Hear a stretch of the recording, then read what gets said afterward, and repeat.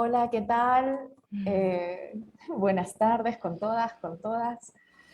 Dije otra vez todas, es que es más femenino este encuentro. Con todos y con todas, la verdad es un privilegio, un placer, un aprendizaje para mí estar rodeada de mujeres tan potentes y tan maravillosas, no solamente en el campo de la gestión cultural, sino siendo consecuentes también en su diálogo, en la forma de relacionarse, de ir construyendo en red, de responder eh, a los llamados colectivos, y eso realmente es una ilusión para mí muy, muy grande. Así que de verdad, gracias Lucía, gracias María Evi, gracias Pamela. Las presento para empezar con este diálogo en la gestión cultural descolonizadora ejercidas por mujeres. Cuando le planteé este tema a Pan, me dijo, oye, qué potente el título, ¿no? Y digo, bueno, queremos en esta feria de Ayacucho eh, provocar, claramente. Y venimos en realidad provocando desde hace mucho. Pamela me viene provocando, María Evi, Lucía, cuando las veo desde lo lejos y voy sintiendo y voy percibiendo todo su accionar. Entonces somos realmente provocadoras. Y también está, por cierto, con nosotros Ana Gladys, parte de la red de Chaya, que seguramente también estará apoyándonos en las preguntas y en los cuestionamientos de esta tarde. Y es en horario español, ¿eh? Así que está de madrugada. Bien, está con nosotros Lucía Lora, directora de la Escuela Nacional Superior de Arte Dramático. Está María Evi con nosotros. María Evi, tú me dices si pronuncio bien el apellido, Urión, ya seguro me vas a corregir, nada menos que de Bichama Teatro. Y Pam Otelo, Pamela Otelo, de Quilombo Artes Escénicas, y como les dije, también está Ana Gladys con nosotros. Así que, la verdad, gracias por estar, por darse este tiempo de dialogar desde la virtualidad y ser parte de toda esta experiencia también de reflexión para toda la gente que va a estar participando directamente en la Feria de Ayacucho, pero también para quienes nos verán seguramente en vivo o retransmitido ya luego en diferentes canales. Empezamos entonces, pero primero denos el saludo de bienvenida para no entrar de frente al tema. Qué bárbara yo. Hola con todos y todas. Soy Pamela Otoya. Oli, encima me equivoco con el apellido. No, pero en la charla anterior estaba bien, Otoya. Nada, Shirley, de nuevo decirte que me parece que está muy bien pensado toda la feria y que creo que estos espacios pues son súper necesarios. Ya lo vienes haciendo durante este año, hemos tenido oportunidad de coincidir en otro espacio que me invitaste, así que creo que es bastante consecuente el que tenga esta proyección en este festival, ¿no? Y bueno, un saludo a todas las compañeras y también a las personas que van a seguir la transmisión o lo van a poder ver en la repetición. Lucía. Bien, sí, no. Buenas tardes con todas, con todos, con todes. Realmente es para mí un placer estar en este espacio. Gracias por la invitación, Shirley. Creo profundamente que el conocimiento, la cultura, se construye a través del diálogo, se construye en red, no hay otra manera, no concibo otra manera de construirla. Entonces, espacios como el que están promoviendo ustedes me parecen espacios necesarios, enriquecedores, potentes, y que hay que cuidar muchísimo, y que hay que alimentar, y que hay que hacer crecer, porque nuestros países necesitan más de estos espacios. Gracias, gracias por la invitación. Gracias a ti. María Evi. Sí, buenas tardes con todas. Yo soy Marie-Ève Goujon. Pero está bien, lo has dicho bien. Lo has dicho bien. Estoy muy contenta de estar con ustedes, chicas, compañeras, todas mujeres creadoras, inspiradoras. Entonces creo que vamos a pasar una buena tarde y para hablar de un tema que es tan valioso e importante, ¿no? Muchas gracias por la invitación. Ana Gladys, así de ahí vamos. Bueno, yo feliz de estar aquí y escuchar a estas grandes mujeres con las experiencias que tienen en el ámbito teatral y en todas las instituciones que van liderando. Entonces, bueno, a empezar la charla. Vale, entonces empezamos. La idea es poder comentar brevemente un poco la experiencia que ustedes han tenido ya en el campo de acción, este campo, cómo lo han reconocido, este contexto, si es un contexto, digamos, colonizador, en la medida en que seguro traía consigo experiencias, experiencias eurocentristas, foráneas, en su forma, en su estructura, patriarcales quizás o no. ¿Cómo es que han asumido este reto dentro y fuera, ¿no? Ya en el accionar que han venido haciendo, y un poco para llevarlo a esta intención de reconocer nuestro trabajo como un accionar descolonizador. ¿Por qué no? ¿Por qué no reconocernos como potentes descolonizadoras en la gestión cultural? Empezamos, ¿te parece, Lucía? Un poco... Sí, sí, Vale. claro, por supuesto. Yo quisiera empezar por una anécdota personal. Voy a empezar por una anécdota personal. En el año 2015 estuve enseñando a un grupo dentro del marco de la malla curricular del ENSAT, por supuesto, del laboratorio de investigación. Bueno, el año fue corriendo y como mi apellido Lora, que rima con directora, el chiste de los estudiantes era Lora, directora, Lora, directora. Entonces yo siempre, cada vez reaccionaba, no hay forma, ni de broma, no hagan ese chiste, no me vayan a salar. Varios años después estoy aquí, ¿no? ¿Por qué? ¿Por qué toda esa animadversión de mi parte hacia un cargo de autoridad? Porque toda mi vida he pensado, he creído, sobre todo a la luz de lo que podemos observar tanto en nuestra realidad como país, como en el mundo, que el poder corrompe, que el poder termina corrompiendo a las personas, que es una situación muy complicada en la que estar y que es una situación muy complicada para poder mantener ciertos principios y además en la gestión pública implica todo un proceso de negociaciones. Unos años después asumí la dirección de investigación de la escuela y por consiguiente entré a formar parte del consejo directivo. Fui la primera mujer que formó parte de ese consejo directivo. La semana pasada, bueno, ahora somos 3, la semana pasada se incorporó a este mismo consejo directivo la tercera mujer, ¿no? Y claro, honestamente no es fácil dentro de estos perfiles que necesitamos en la gestión pública, encontrar mujeres empoderadas, mujeres que quieran hacerse cargo, que quieran asumir la responsabilidad, que tengan la formación para hacerlo. Y entre broma y broma estábamos conversando y yo decía, a mí me encantaría, o sea, me encantaría que por lo menos haya paridad de género, ¿no? En este consejo directivo. Me encantaría que no hayamos sido, pues, durante un par de años, 2 mujeres y 5 hombres, y antes haber sido yo la única mujer. Sin embargo, han tenido que pasar 2 años para que se integre una tercera mujer a este consejo. Y yo les decía, bueno, a mis compañeros, ¿no? A mis colegas, les decía, por mí, que todas fuéramos mujeres, para, no sé, para pensar desde otro lugar la gestión, ¿no? Entonces, todo esto un poquito para decir, si voy a mi universo, si pienso en el universo desde el cual ahora estoy asumiendo la gestión,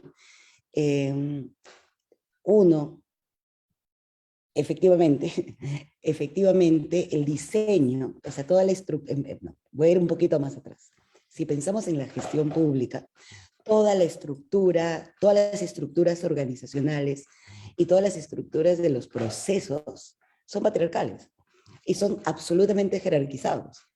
Casi no existe otra manera de pensar en la gestión pública. Eso mucho fuera de la escuela y en todas las instancias del Estado, ¿no? Si aterrizamos a un espacio formativo, se supondría que las cosas fueran diferentes y sin embargo no lo son. Siguen siendo exactamente lo mismo, ¿no?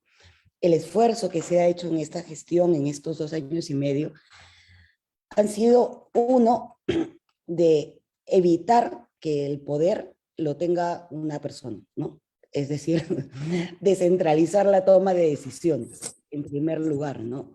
Porque veníamos de un modelo en el cual el director general tomaba todas las decisiones, ¿no? Hasta de qué profesor iba a dictar qué curso, que no era su competencia, porque eso le correspondía a la dirección académica, pero igual tomaba todas las decisiones. En parte porque no teníamos instrumentos normativos que permitieran procesos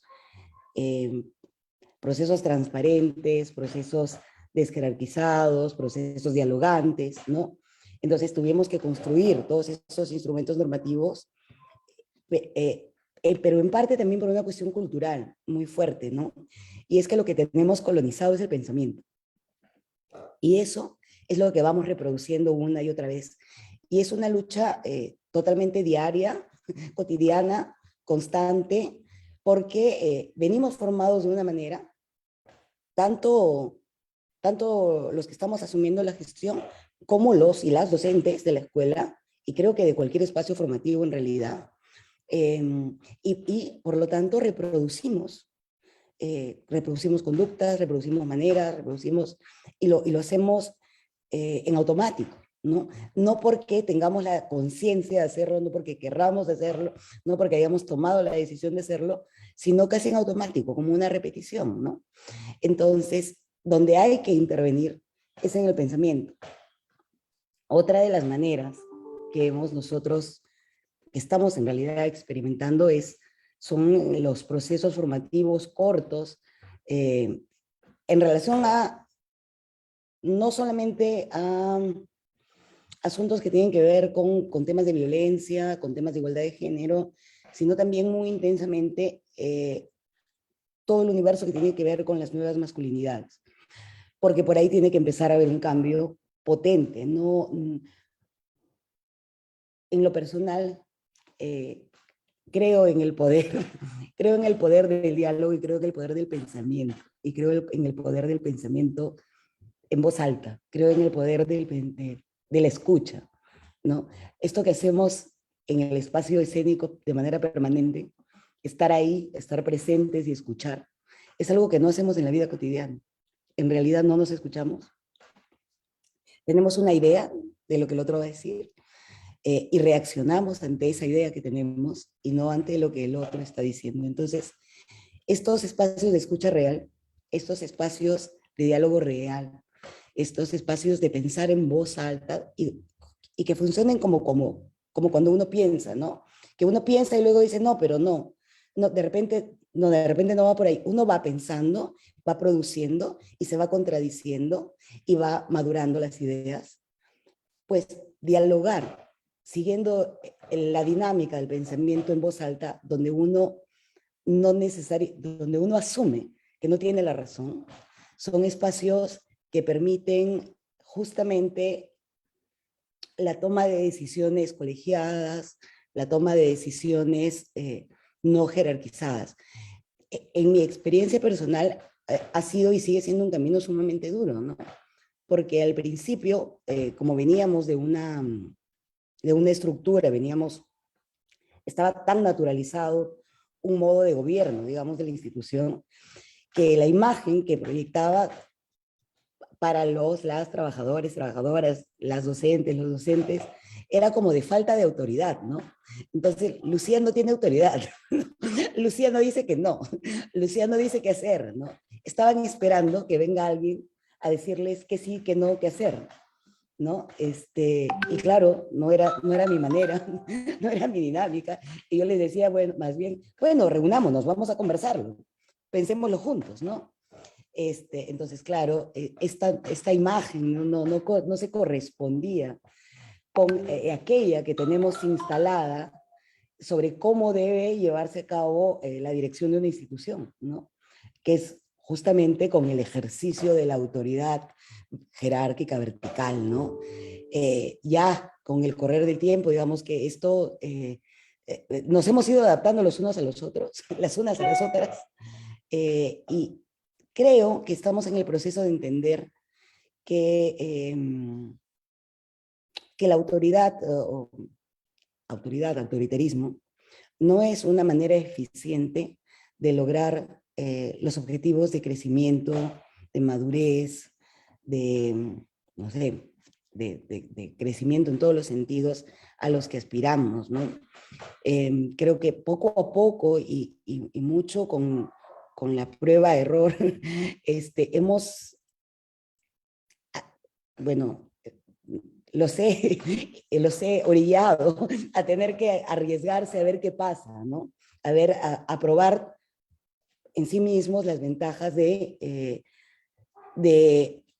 tener resultados diferentes, ¿no? Para terminar, me voy a referir a lo que decía Einstein, ¿no? Locura es querer lograr un resultado diferente probando varias veces el mismo camino, ¿no? Entonces, si de verdad queremos resultados diferentes, tenemos que probar cosas nuevas, porque si no probamos cosas nuevas, vamos a llegar siempre, indefectiblemente, al mismo lugar.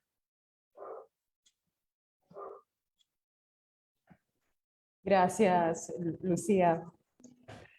Luego vamos a ir haciendo una reflexión en base también a lo que cada una de nosotros vamos comentando. María Evi, te escuchamos en la misma línea. Cuéntanos un poquito tu experiencia y cómo has ido encontrándote con estos contextos colonizados y patriarcales. Sí, bacán. Bueno, así para hablar muy rápidamente de dónde vengo, ¿no?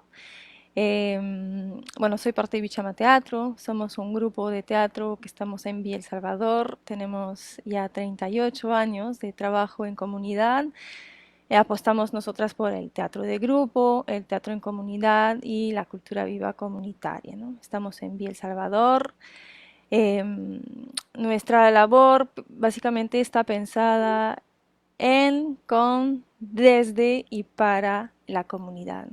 Nos interesa mucho trabajar junto con la gente los problemas que se viven en la comunidad, que existen en ella y cómo juntos y juntas podemos transformarles a través del teatro y la cultura, ¿no? Para hacer un breve resumen de quiénes somos, ¿no? Y bueno, me gustó mucho lo que comentaste, Lucía, me parece muy interesante em, lo de la jerarquía, ¿no? En Bichama ya hace varios años somos mujeres las que dirigimos el espacio de la gestión, ¿no? Se hizo así un poco como naturalmente, ¿no? Y es el espacio más importante en realidad porque es lo que le da el sostenimiento a las experiencias culturales y es importante y es desafiante hoy día porque sabemos que los recursos son muy escasos, ¿no? A pesar de todos los esfuerzos que hay, pero especialmente lo es para las experiencias comunitarias, ¿no? Somos un grupo de 10 personas las que consolidamos como el núcleo de nuestro grupo, ¿no? Alrededor nuestro giran muchas personas, muchos aliados, colaboradores, ¿no? Pero somos 10 las que empujamos el barco, digamos, ¿no? Y bueno, hace varios años también hicimos una elección, ¿no? Decidimos ponernos en planilla. Y eso para nosotros fue importante, ¿no? Porque era una manera eh, de garantizar la sostenibilidad de la experiencia, ¿no? Ponernos en planilla era también como ponernos una fuerte presión, ¿no? Para poder generar los ingresos que se necesita para pagarnos mensualmente, ¿no? Pero era también para poder darnos esa calidad de vida que necesitamos para hacer la labor que hacemos, ¿no? Y fue algo bueno porque nos empujó a mejorar, ¿no? A fortalecernos en muchos aspectos, ¿no? Fortalecer nuestra labor, nuestras capacidades en todos los ámbitos de la gestión cultural, ¿no? Y Bichama, pues, para nosotras sigue siendo nuestra militancia, pero ahora también es lo que nos da nuestro pan de todos los días, ¿no? Nos garantiza una estabilidad económica y un acceso, por ejemplo, al seguro de salud y a tener algunos derechos laborales, ¿no? Entonces, algo importante. Menciona también, me hizo pensar lo que dijiste, Lucía, o sea, aquí no tenemos un jefe, ¿no? Somos nuestras propias jefas, ¿no? Y nosotras mismas administramos los recursos que conseguimos para lo que queremos hacer, ¿no? A la fecha podemos decir que somos una experiencia comunitaria, autogestionaria, sostenible. Y cuesta, pero es nuestra lucha y es nuestro también algo que hemos logrado, del cual estamos muy orgullosas, ¿no? Y bueno, un poco para referirnos a lo que decías, Lucía, o sea, nuestro espacio es, somos nuestras propias jefas, tomamos las decisiones de manera colectiva, ¿no? Si bien es cierto, cada una asume un rol, ¿no? Una es responsable de la administración, yo, por ejemplo, soy responsable de la gestión de los proyectos, una compañera es responsable de toda la parte pedagógica y así, comunicaciones, ¿no? Así nos vamos repartiendo los roles y no hay una jerarquía, ¿no? Somos un círculo, somos como los dedos de una mano, ¿no? Juntas hacemos que las cosas sucedan, ¿no? Y lo entendemos así, pero es verdad que lo que comentabas, ¿no? Nuestro pensamiento también está colonizado, ¿no? Y muchas veces como que esperamos o caemos en eso de que alguien de arriba nos va a decir qué hacer, ¿no? Pero no, somos nosotras las que hacemos eso, ¿no? Y me doy cuenta que, o sea, a pesar de ser conscientes y todo eso, sigue siendo una lucha siempre, ¿no? Nosotros las mujeres. Bueno, nuestro espacio está obviamente enfocado en la búsqueda del buen vivir, del bien común. Le damos mucha importancia a la salud, al empoderamiento, a las necesidades del grupo, ¿no? No somos una empresa, sino realmente, a pesar de estar como una empresa, mantenemos esos principios, ¿no? Que son importantes para nosotras. Quería hablar de varias cosas, hablé de los roles. También quería comentarles que no, o sea, en un teatro hay muchas tareas de la gestión cultural, ¿no? Y en muchos espacios los roles se reparten por género, ¿no? Por ejemplo, en mi chama, en la parte técnica, ¿no? La parte técnica en los espacios culturales muchas veces es asumida por los hombres, ¿no? Pero en mi chama no es así. Somos mujeres y nosotras somos las que diseñamos los planes de luces, subimos a nuestra escalera de 5 metros con nuestros tachos y los colgamos. Y nos ha pasado muchas veces, ¿no? En los festivales donde hay mucho movimiento, ¿no? Los grupos llegan, te miran, hay acción, ¿no? Y la gente se queda como sorprendida cuando ve a una mujer de 1,50 m con su tacho de 5 kilos subir a la escalera de 5 metros y colgar su tacho de luz, ¿no? Para decir que no hay tareas que no podamos asumir, ¿no? Ese también, Bichama, es algo que nos empuja a asumir retos y a asumir que todo es posible, ¿no? Que no hay límites, ¿no? Me pasa también, por ejemplo, cuando tenemos que contratar a algún maestro para hacer algún trabajo, por ejemplo, de eléctrico, ¿no? Y soy yo la que habla con los maestros, ¿no? Y siempre hay ese prejuicio, ¿no? De, voy a hablar con una mujer, ¿no? A ver, sabrá de qué estoy hablando, ¿no? Y es curioso porque al inicio sientes como esa desconfianza, ¿no? O buscar la mirada de un hombre y no de la mujer, ¿no? Hasta que finalmente se dan cuenta que, bueno, sí, yo sé de qué estoy hablando y sí podemos hablar el mismo lenguaje y está bien, ¿no? Entonces son detalles, pero que significan muchísimo, ¿no? Y es, bueno, lo mismo sucede también en los demás espacios, ¿no? Quería comentarles esos dos pequeños ejemplos, ¿no? Y bueno, como grupo lo que pensamos es que primero somos las personas, ¿no? No somos como una empresa como se entiende, sino es todo lo contrario, ¿no? Primero son las personas, no la rentabilidad. Las personas somos las que hacemos el grupo. Sin las personas, pues no hay nada, ¿no? Entonces cuidamos mucho los procesos, cuidamos la formación de cada una, su crecimiento, su salud, su empoderamiento, empujamos a que cada miembro se supere, ¿no? Estar en mi chama para todos es desafiante, pero es muy gratificante, ¿no? Em, eso, eso quería comentarles. No sé cómo veo con el tiempo, tengo muchas cosas que quiero comentar. Dime. María, y vamos para esta primera ronda, creo que vamos bien. Y Ok. luego, entonces vamos con Pam, un poquito, Pan, en esta misma línea? Claro. Bueno, yo, como dijo Shirley, me pareció súper potente el título, ¿no? Gestión cultural descolonizadora ejercida por mujeres. Todo en la misma línea, encima es súper potente, porque ya la gestión cultural ejercida por mujeres ya estás justamente generando un proceso disruptivo en espacios donde de alguna manera no somos tantas tampoco.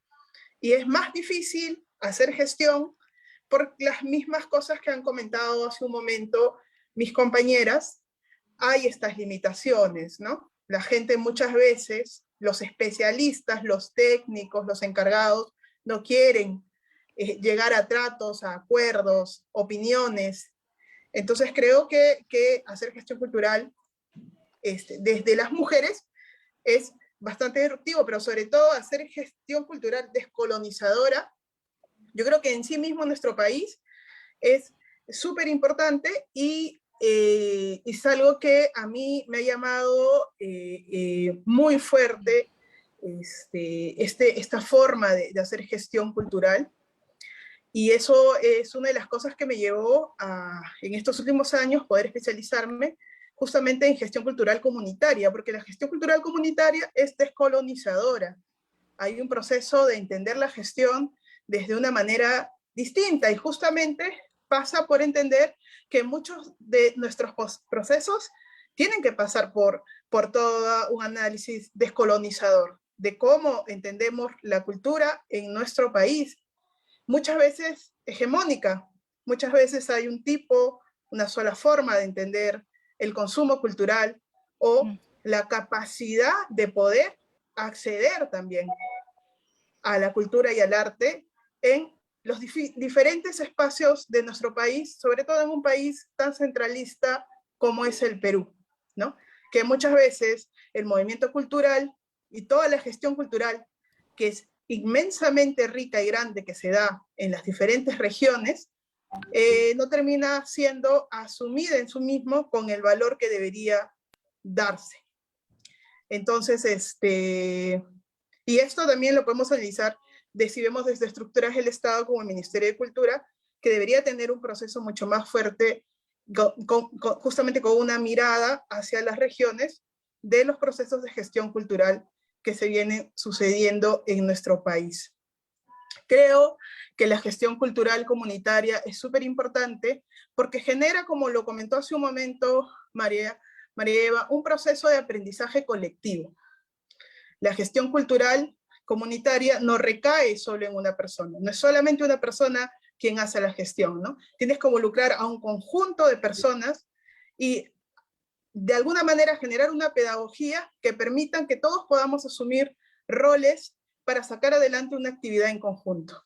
Y esto se da claramente en las diferentes comunidades o barrios del Perú, pudiendo tomar en cuenta un poco la experiencia que acaba de nombrar María Eva de Bichama, que se da específicamente en un barrio de periferia, que es Villa Salvador, o la experiencia de mi organización, Quilombo, que también es una experiencia en Villa El Salvador. Pero para sostener los procesos culturales en el barrio, nuestra gestión tiene que ser comunitaria porque necesitamos de la participación activa de los vecinos y vecinas en la comunidad para poder sacarla adelante. En un proceso, una mirada que va desde la descolonización, entendemos que la forma de construir es un proceso que involucra a todos y a todas.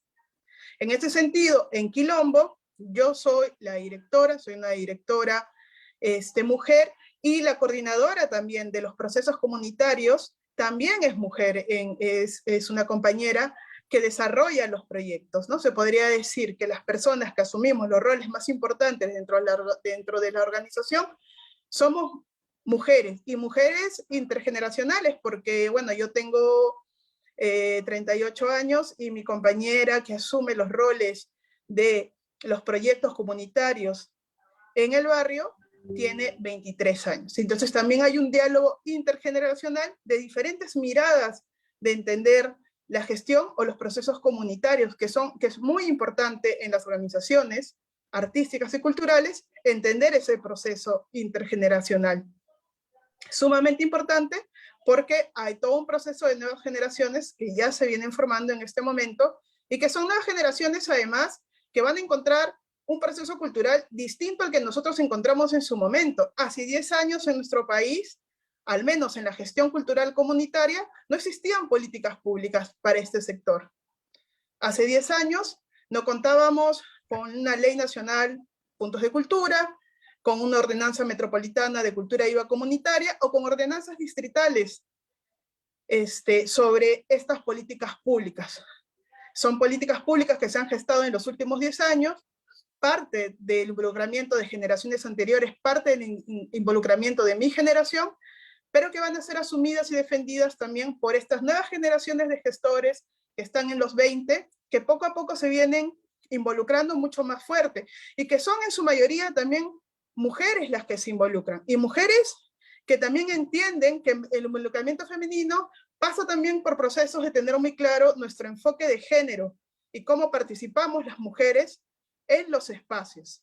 Y también son espacios, la gestión cultural hoy en día tiene que tomar y tener muy claro el tema de la diversidad, de las diversidades en los diferentes espacios. Entonces los procesos de intergeneracionales, los procesos de enfoque de género, los procesos de diversidad que son tomados en cuenta en los procesos de gestión cultural, son emblemáticamente descolonizadores para la forma de cómo se hace de alguna manera una cultura, cómo se desarrolla la cultura o los procesos culturales en nuestro país.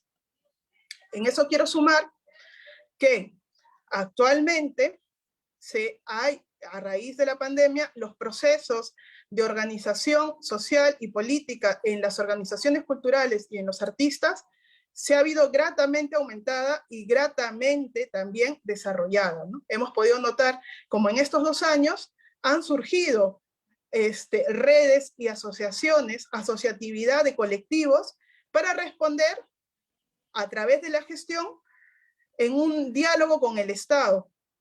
Y es importante también, como en este conjunto de asociatividad que ha aparecido en nuestro país, también ha aparecido asociatividad de mujeres, ¿no? Está, por ejemplo, la red de mujeres audiovisuales del país. Justo me trajo todo esto que contaba María Ebra sobre el tema técnico, me hizo acordar mucho a esta red de mujeres audiovisuales, donde están las técnicas y todas las mujeres que asumen diferentes roles de producción en toda la construcción de contenido audiovisual asociadas. Entonces, creo que la gestión cultural en nuestro país tiene y va a pasar y está pasando por un proceso de evolución distinta. Estos 2 años lo demuestran. Los procesos de asociatividad son necesarios para poder entablar diálogos con el Estado, y estos diálogos se van a ver reflejados si se trabaja y se hace un buen proceso de incidencia en políticas públicas para las propias organizaciones culturales artísticas. Bueno, es como una introducción para hablar un poco de la gestión cultural, los procesos colonizadores y también la participación de las mujeres en este proceso. Gracias, Pam. A propósito de lo que mencionabas precisamente en el aterrizaje de las políticas culturales, va orientada a la siguiente pregunta, ¿no? ¿Cómo es que nosotras percibimos que se ve reflejado o no este tema colonizador desde las políticas culturales que existen en nuestro país?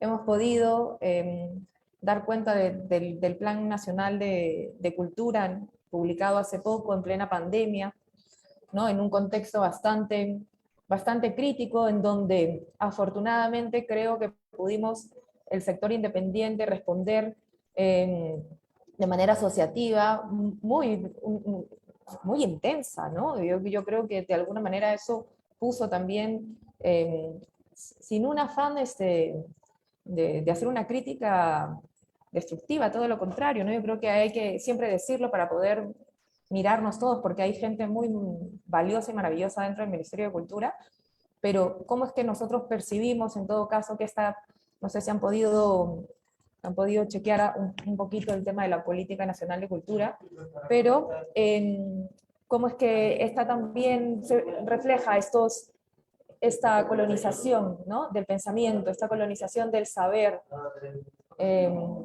Voy a pasar con su respuesta, porque aquí se escucha un poquito del arullo. Eh, brevemente, muy brevemente, yo creo que, a ver, si bien es cierto, nos falta mucho por andar, también se ha avanzado, ¿no? Yo actualmente pertenezco junto con representantes de diversos tipos de entidades, no solamente instituciones, sino todo tipo de agrupaciones, desde agrupas no sé, la Asociación Nacional hay un montón de asociaciones, no sé, de músicos o de un tipo, bueno, una gran cantidad de representantes de asociaciones, al Comité Consultivo del Plan Nacional de Recuperación de las Artes. Y es una de las pocas veces en las que yo he participado de un proceso descentralizado, de un proceso donde se han realizado mesas de consultas reales, de un proceso a través del cual un documento sí ha ido madurando. Esto tiene sus pros y sus contras, pero es, digamos, la primera experiencia sólida que yo veo de descentralización, de participativo, de una participación real. Aún así, como decía al inicio, creo que hemos avanzado, pero falta afinar muchas cosas en los procesos, ¿no? Eh, como por ejemplo entender las razones por las cuales algunos comentarios o algunas sugerencias o algunos aportes de mejoras se toman en cuenta y otros no, ¿no? Que es algo que debería terminar de aclararse para justamente facilitar los procesos y facilitar los diálogos, ¿no? Desde el Ministerio de Educación también se han llevado a cabo algunos procesos que han pretendido la participación de todas las instancias, o en este caso instituciones, o incluso de todos los actores que se verían o podrían verse afectados por cierto tipo de decisiones, ¿no? Con relativo éxito, voy a hacer énfasis en la palabra relativo, entiendo también las dificultades que se arrastran, no, no puedo dejar de decirlo, de entenderlo y de decirlo. Creo que hay mucho que seguir mejorando, pero yo no con la edad que tengo, hace 5 años atrás no existían procesos de este tipo. Creo que como muchos estaban la transparencia en la participación de elaboración del presupuesto de las municipalidades. Pero más allá de esto, yo no he visto experiencias que inviten a los diferentes actores a participar, por lo menos no en la elaboración de una política, o no en la elaboración de una ley, no en la elaboración de una normativa, ¿no? Un poquito más atrás de eso, en la política, el Plan Nacional de Educación, que es el Plan Nacional del Reto de la Ciudadanía Plena, se repite una y otra vez, creo que en cada página, el asunto de el respeto por la diferencia, el asunto de la equidad. El problema, creo yo, más allá de los marcos conceptuales que se puedan utilizar para referirnos a estos conceptos, es cómo lo aterrizamos en la práctica, porque queda y sigue siendo un maravilloso discurso teórico que todavía no llega a aterrizarse ni siquiera al interior del mismo sector educación, pues mucho menos a nivel de las instituciones educativas, tanto universitarias como de la básica regular. Entonces, este reto de la ciudadanía plena, que pretende ser una entrada para pensar en una subversión, en el buen sentido, una subversión de las jerarquías, en una mirada a otra, en un espacio de diálogo con la diferencia, de aprendizaje de la diferencia, se queda a nivel teórico, insisto, ¿no? Y habría que facilitar los mecanismos desde, como dije en mi primera intervención, desde los normativos hasta los procesuales para facilitar el que esto realmente llegue hasta donde tiene que llegar. Si no, nos vamos a quedar en bellas ideas y buenas intenciones. y bueno, y está lo otro, ¿no? Que es un poco los cambios de mirada, con los constantes cambios de gestión, y habría que ver a dónde nos conducen. Espero que sea un lugar auspicioso, pero ahí todavía tenemos mucho que mirar, ¿no? Vale. María Evin.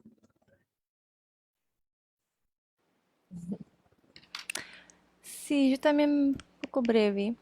Em, sí, estuve un poco alejada de ese proceso de las políticas en los últimos años, pero mi percepción es, por ejemplo, respecto a los concursos, ¿no? Los concursos que últimamente, bueno, en los últimos años se han desarrollado desde el Ministerio de Cultura o desde, bueno, más desde el Ministerio de Cultura que la Municipalidad de Lima, ¿no? Pero respecto a quiénes son, pues, bueno, los concursos en sí, ¿no? El hecho de que salga de la Dirección de Industrias Culturales, ¿no? Y, eh, por ejemplo, el hecho de que los ganadores, ¿no? Muchas veces los ganadores no son exactamente los grupos que tienen muchos años de trayectoria o que tienen un trabajo enraizado en las comunidades, ¿no? Hablando del teatro, del trabajo comunitario, ¿no? Entonces, sí, eso creo que es algo, es un tema del cual debemos hablar, ¿no? Que es importante reconocer, ¿no? Eso por ahora. Gracias, Marievi. Y ahí también sí hay otro campo de reflexión interesante. Pamela.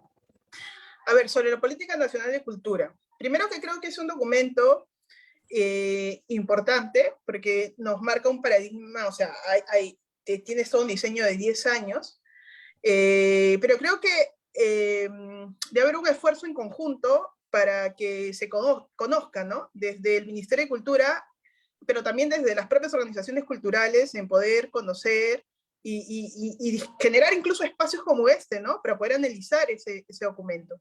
Ahora, una cosa importante que tiene este documento es que han remarcado mucho el tema de la gobernanza cultural, ¿no? Entendiéndose como este espacio en que nosotros ciudadanos podemos dialogar con el Estado, ¿no? Hay un documento donde el Estado lo ha puesto, ¿no? Cómo va a ser su política, cómo va a entablar el diálogo con el ciudadano, con el gestor cultural, con el artista, pues está diciendo que va a haber estos espacios de gobernanza cultural. Entonces, eso es súper importante porque estos espacios han sido reclamados durante la pandemia por todos estos espacios que hace un momento contábamos que se han generado redes, se han generado asociatividad, han demandado mucho espacios de diálogo con el Estado. Se entiende porque estábamos en una emergencia cultural y se sucedieron muchas situaciones que habían necesidad de tener diálogo. Pero sí es importante siempre tener un diálogo con el Estado, un diálogo horizontal, un diálogo que permita justamente una construcción y que sea un proceso, ¿no? Que no sea un diálogo solamente un momento, ¿no? Porque para poder cambiar o mejorar las cosas, tenemos que tener procesos más largos de trabajo con el Estado. Entonces, que el Estado en esta política nacional haya puesto que para ellos están tomando como un principio la gobernanza cultural, me parece que también para nosotros como sociedad civil es súper importante de tomar en cuenta y poder ejercer nuestro derecho hacia esa gobernanza cultural que básicamente es este diálogo con el Estado. Así que sobre ese documento creo que deberíamos generar estos espacios, ¿no? Demandar estos espacios al Ministerio de Cultura. Sobre las políticas culturales, bueno, es un ministerio bastante joven, ¿no? En teoría creo que acaba de cumplir 10 años, ¿no? Han sacado este documento del Plan Nacional también con esta mira de 10 años, y creo que en estos últimos, creo, 3 años, ¿no? Que se han podido dar todo este tema de estímulos económicos, toda esta presencia de los ciber, ¿no? Ibercultura, Ibermúsica, todos estos espacios más de cooperación iberoamericana para poder trabajar, creo que son importantes que se estén dando todo este tipo de acciones, pero creo que también es importante que la construcción de las políticas públicas justamente sí se dé una participación activa de los de los diferentes espacios y de las diferentes, sobre todo, gestores, representantes, referentes, que puedan aportar en esta construcción. Hace poco creo que el Ministerio de Cultura ha lanzado su red de funcionarios públicos. Por ejemplo, esto es algo súper importante que debería fortalecerse, porque a veces miramos nuestro diálogo hacia el Estado, entendiendo al Ministerio de Cultura, o hacia la Municipalidad Metropolitana de Lima, pero también nos olvidamos de los municipios distritales, ¿no? Y su responsabilidad para poder asumir roles culturales con los cuales nosotros como gestoras culturales de alguna manera trabajamos, ¿no? Bueno, y en las regiones, bueno, las direcciones desconcentradas, ¿no? Del Ministerio de Cultura, pero yo creo que sí, que hablar de repente pueda sonar un poco a cliché esta idea de la gobernanza cultural, pero creo que es importante para poder tener justamente un proceso de incidencia importante en el desarrollo de estas políticas públicas. Ahora, las políticas públicas o las leyes, para que puedan de alguna manera desarrollarse, no solamente conquistar, sino desarrollarse, sí demandan muy fuerte una ciudadanía activa, porque no solamente tienes que conquistar la ordenanza, la ley nacional, tienes que también tener una participación activa en su proceso de ejercicio, en cómo se está llevando y en el hecho de que no vaya a desaparecer o no se vaya a seguir desarrollando. Definitivamente en gestión cultural, en temas de políticas culturales, todavía no tenemos de repente una gran cantidad, a diferencia de modelos de otros países cercanos o grandes fondos, pero definitivamente ha habido un avance en estos últimos años en ese proceso, un avance importante. Pero sí tenemos, creo que de todas maneras, al menos en la gestión, en lo que son políticas culturales comunitarias, sí tenemos a nivel de Latinoamérica una representatividad importante de ordenanzas y leyes para este sector, ¿no? Eso. Gracias, Pam.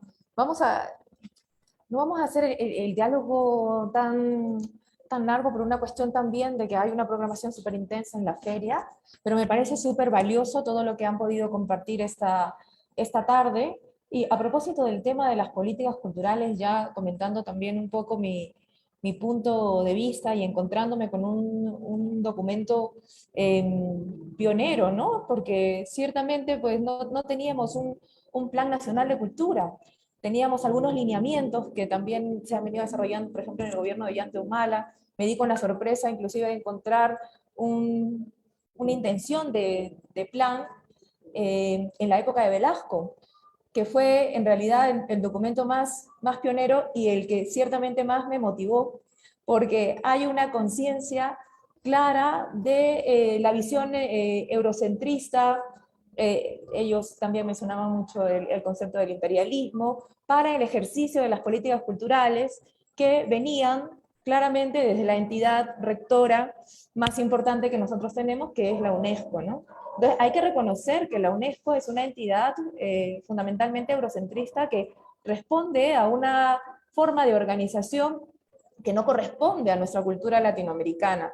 Entonces, eso sí que me pareció bastante importante en este documento que se hizo en la época de Velasco, porque además le dijo, ojo, UNESCO, nosotros estamos y formamos parte de todo este movimiento de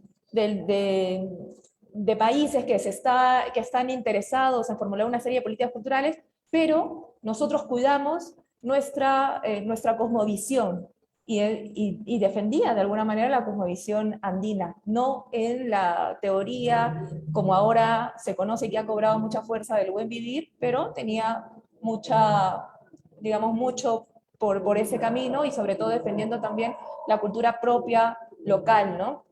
Entonces sí, cuando analizo el Plan Nacional de Cultura, que ciertamente lo he hecho ya hace un tiempo, y tampoco es que tenga tan fresco el estudio, pero me sorprendió cómo es que respondemos también a ese modelo eurocentrista y donde cogemos la metodología de trabajo de la UNESCO, en donde pone al centro del análisis a la data, ¿no? A los números, que es importante, sí, pero le hemos estado dando, en mi opinión, a mi parecer, mucha importancia a lo cuantitativo y dejamos de lado lo cualitativo, el contexto, el territorio, lo que ustedes en la práctica están haciendo, ¿no?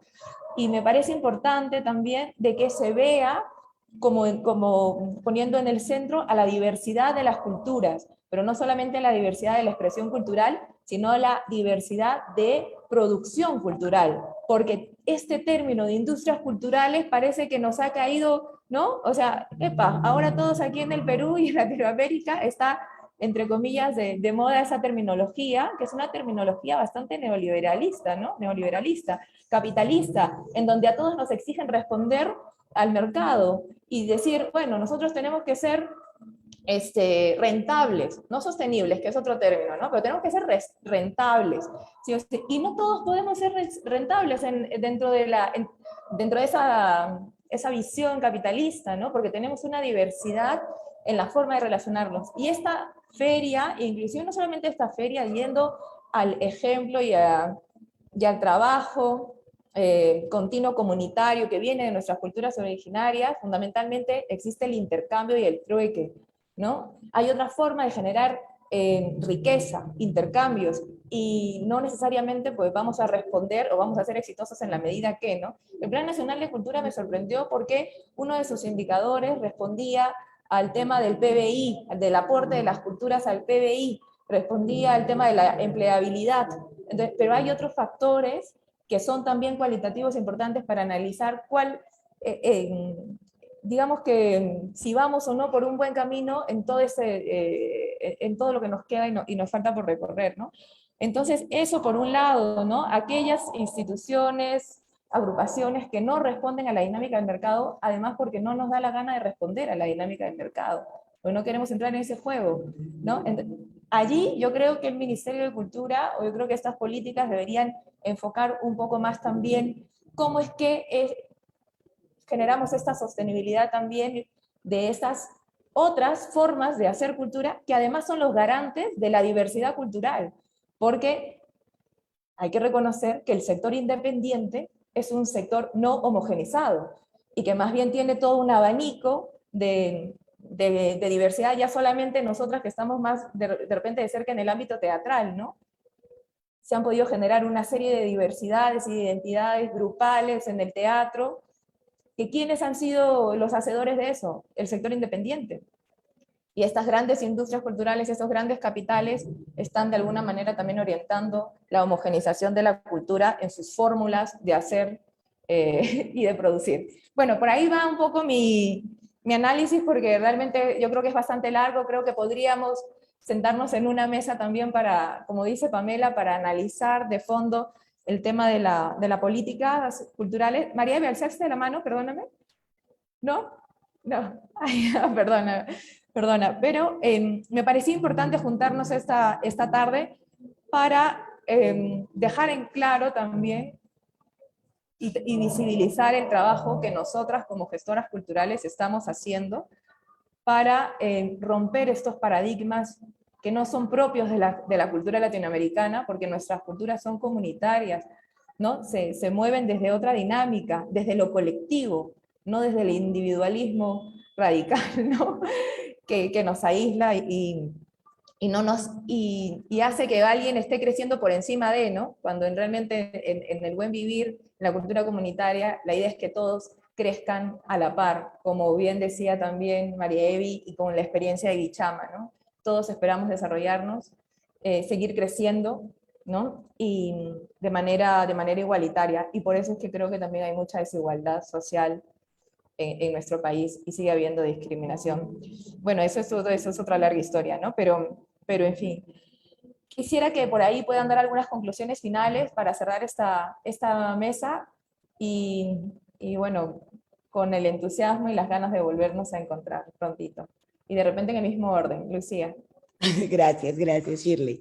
Sí, justamente a partir de lo último que dices, es cierto, ¿no? Realmente comparto profundamente tu perspectiva. Tuve un profesor en la maestría que decía, el capital lo ha tomado todo, ¿no? No solamente ha tomado nuestras vidas, ha tomado nuestras subjetividades, sino que incluso ha tomado nuestra rebeldía. Ha tomado, no, y estaba pensando que efectivamente incluso está intentando tomar la cultura y el arte. Y el arte no se puede medir por números porque el arte hace algo que es lo que creo yo lo define en primer término, y es que transgrede. Tiene la profunda capacidad de transgredir, tiene la capacidad y tiene la capacidad de subvertir, en el buen sentido del término, ¿no? Creo que también hemos a veces estigmatizado mucho algunas ideas y algunos conceptos. Y con esto tiene la posibilidad de generar nuevas subjetividades, o sea, de generar nuevas simbolizaciones que hackeen un sistema de creencias, o si quieren que detonen, que ataquen un sistema de creencias, que es un sistema de creencias sobre el cual está finalmente sostenida nuestra economía, nuestra política, nuestra sociedad y nuestra cultura. Y eso es algo que el arte hace y que el arte puede hacer y de hecho hace en todas sus formas y en todos los lugares. Y creo que esa es la manera, bueno, desde mi perspectiva, esa es la manera desde la cual deberíamos evaluar las políticas de cultura, las políticas de educación en torno al arte también, ¿no? No desde cuánto le redituamos al tesoro público, ¿no? Sino desde potencialmente eh, cuánto podemos llegar, cuánto podemos transgredir la materialidad para realmente construirnos todos como una sociedad más justa, más equitativa, y todo eso que decimos en teoría, como decía hace un momento, pero que es tan difícil de aterrizar en la práctica. Gracias. Sí, sí, lo que tú mencionaste, ¿no? Rentabilidad versus sostenibilidad. Todo un tema, ¿no? Y de hecho, pues nosotras somos eso, ¿no? Somos sostenibilidad, es lo que buscamos, es eso, ¿no? Para poder hacer lo que queremos hacer, ¿no? Y jamás vamos a descuidar nuestra esencia por ser rentables, ¿no? Eso está claro, ¿no? Y para nosotras en el teatro de grupo lo que hacemos es transformación social, ¿no? Todos los trabajos creativos que hacemos siempre buscan contribuir a algo más grande que nosotras, ¿no? Y bueno, en el teatro de grupo también eh, trabajamos por los proyectos creativos que queremos y lo hacemos con nuestros recursos, lo hacemos de manera colaborativa, autogestionaria, con mecanismos como los comentaste, Shirley, ¿no? Como el trueque. Hay muchas maneras de hacer que las cosas sucedan, ¿no? Y bueno, quería terminar contándoles en qué estamos ahora nosotras. Hace varios años hemos decidido abordar el tema de la prevención de la violencia de género como un eje transversal de todo nuestro trabajo, ¿no?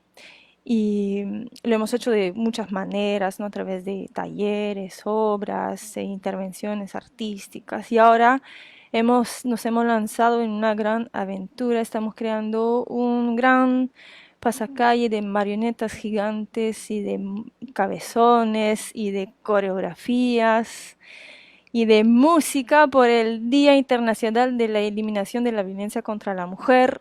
Va a ser este 27 de noviembre. Es un proyecto completamente autogestionario que se hace con la comunidad, en la comunidad, para la comunidad, y pues también es una invitación a todas las que quieren estar en Villa El Salvador para conmemorar esa fecha tan importante de manera creativa y comunitaria, ¿no? Eso para terminar.